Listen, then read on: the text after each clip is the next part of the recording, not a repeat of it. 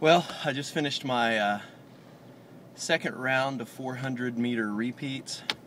Not a fun day. It was hot and windy. I think, as you can tell from my hair, it's like running in a wind tunnel.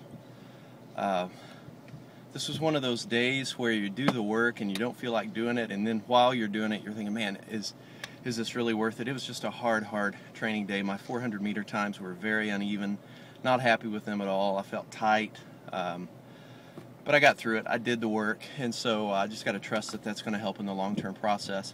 But it's definitely one of those days where I think, man, a 5:17 goal for a mile is so far off. But realistically, my next mile, I'm not going to try to run a 5:17, and that's the thing.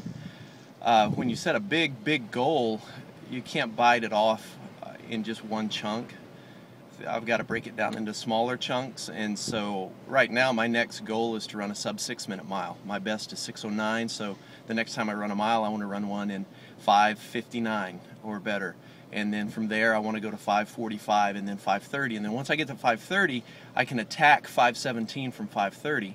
But I got to run a sub 6 first. And so today, I'm thinking in terms of today made me better as far as breaking a 6-minute mile. And then in the long run, it'll make me better towards the big goal. But sometimes you set a big goal, that's great, but you got to break it down into smaller chunks. I've got a friend who just lost over 100 pounds, but he didn't lose it all at once. He started with 1 pound, and then 5, and then 10, and 15, and so on. Now he's lost over 100, but you got to do it in small chunks. So if you're working on a big goal and you feel discouraged, step back, look at it, and maybe there's a way to break it down into a smaller goal so that you achieve a smaller victory on your way to the big one.